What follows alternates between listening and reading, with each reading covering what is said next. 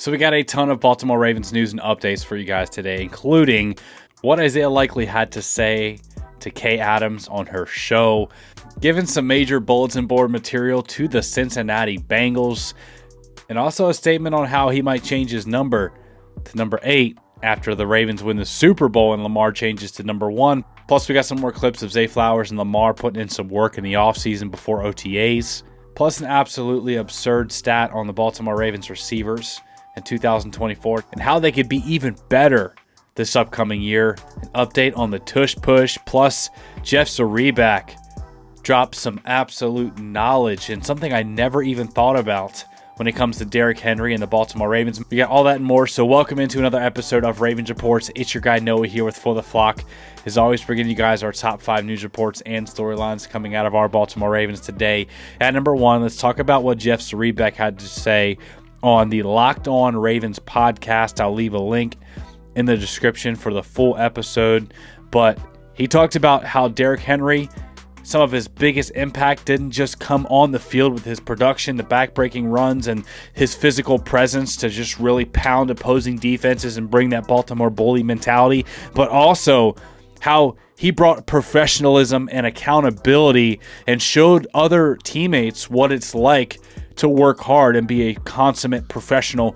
Here's the audio clip from Locked On Ravens. Like I said, I'll leave a link in the description for the full episode. For all that he did in terms of on the field and the production, everything, the touchdowns, the back-breaking runs, we all saw his impact.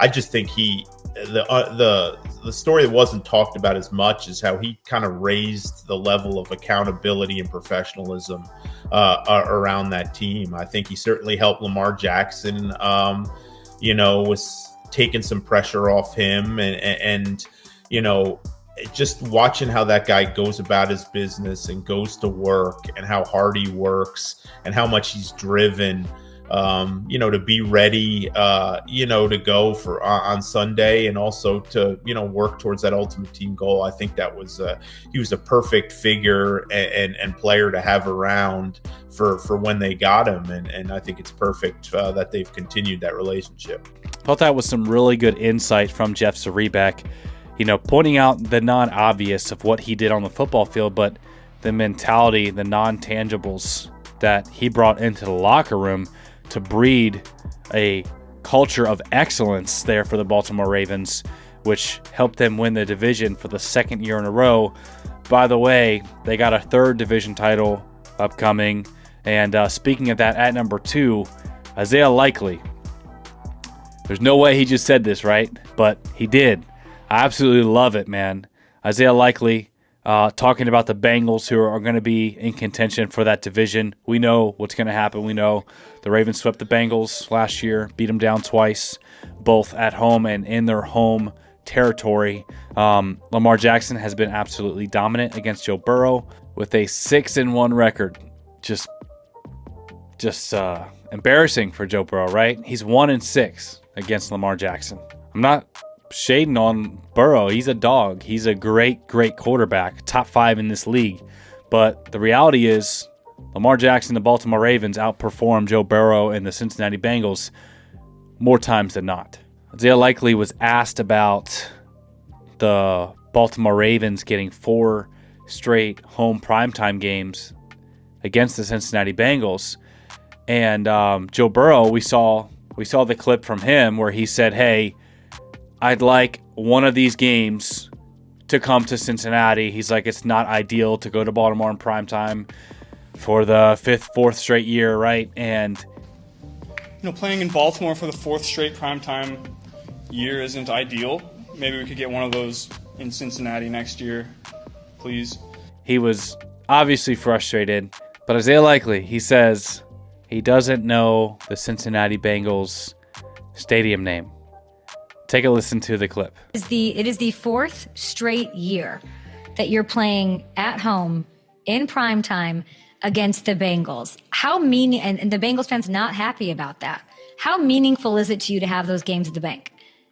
Man, I mean, if you've ever been to the bank on a Monday night, Thursday night, when the crowd's rocking, they start the game off, everything go pitch black, you see the purple lights go out. oh, the crowd's about to be rocking. And I feel like, the Bengals always got, just happen to have those type games where you come to the bank when you see them purple lights go on and the fans are ready. I mean, they know it's a divisional game. They know it's the Bengals. They don't like us. We don't like them. And we love the atmosphere. We love playing at the bank because now we get to just tee off and have fun and have the crowd on our side as well. Do you know that Bengals fans are upset about this? Have you heard about this? I seen the little clip. I mean, From Joe saying that he wants a game in Cincinnati out there on prime time. What do you think of that? I mean, I don't even know what their stadium is called. I just know, when you come to the bank, in prime time television, I mean, that's just somewhere nobody else want to be. You don't know what their stadium, you just gave bulletin board material to Joe and company. Look what you just did. I thought you were going to say, yeah, we'll go there and beat you. We'll beat you all the same. I mean, that's just common knowledge. I just didn't know the stadium. Gosh. I just know the bank.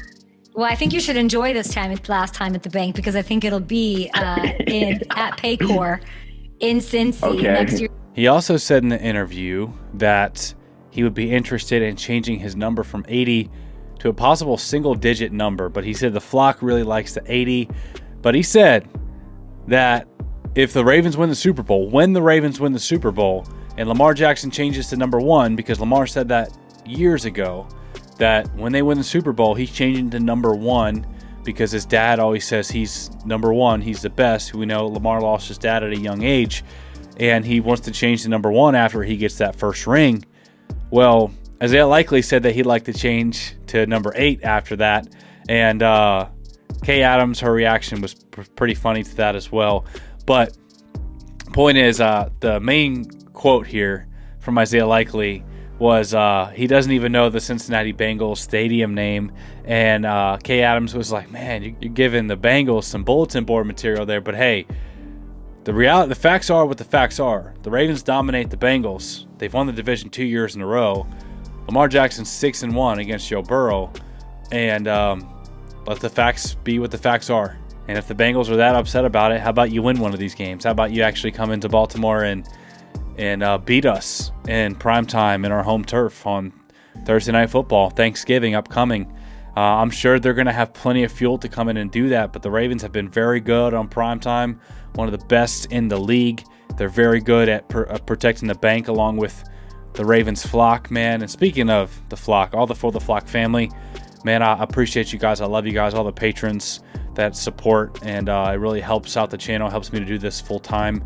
So if you guys are interested in supporting, I'll have that link in the description to join the Patreon, or if you want to become a channel member, that way your comments and everything are highlighted, and it really helps out the channel. I would appreciate it.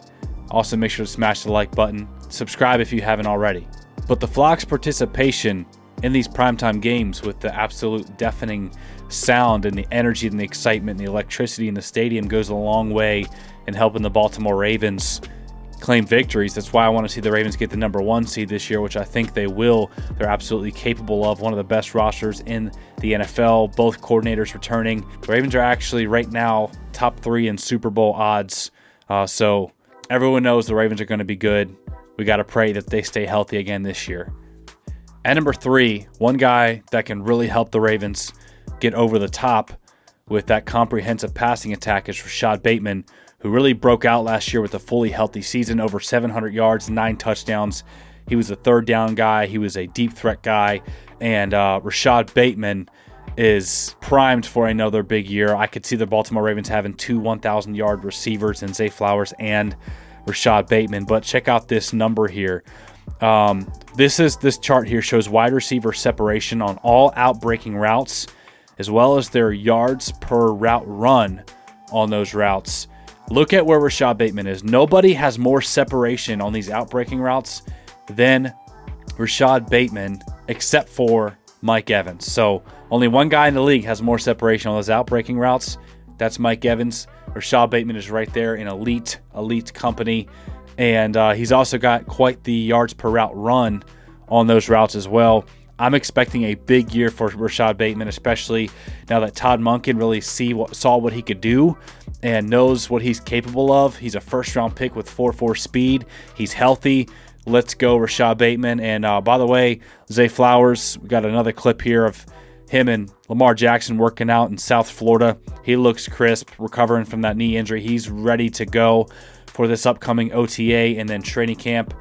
Zay Flowers, we know, missed the last couple games of the year, missed the playoff game against the Buffalo Bills. The Ravens still could have very easily beat the Bills without Zay Flowers. You guys saw how that game went with 3 turnovers and just dumb mistakes, right? But Zay Flowers added into that mix is only going to help out against those Buffalo Bills on week 1. I'm fired up for that game.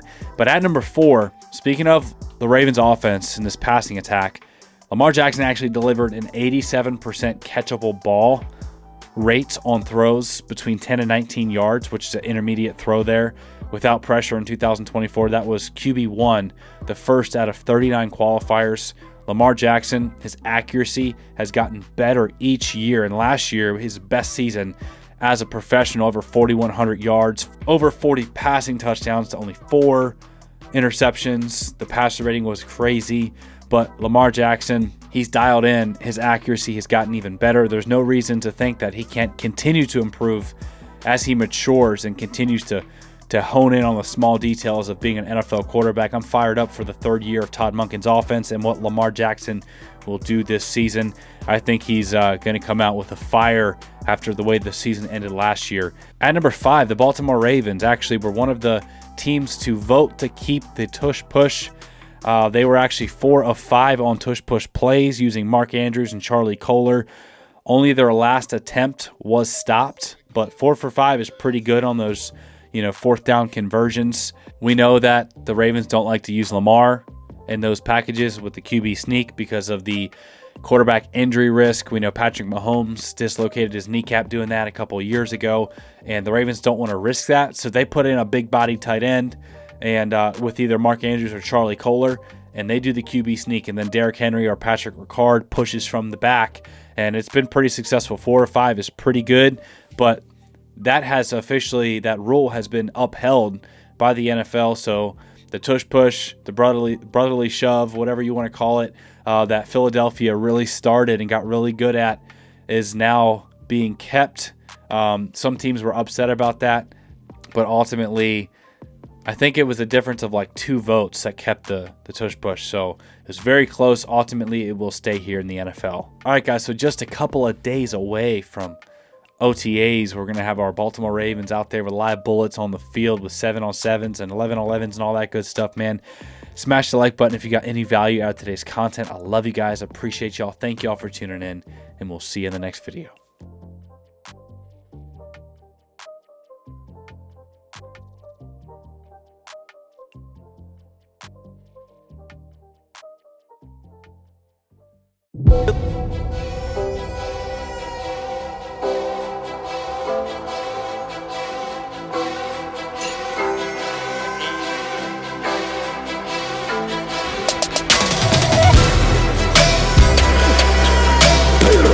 Ray, when he wasn't looking, he ran me over.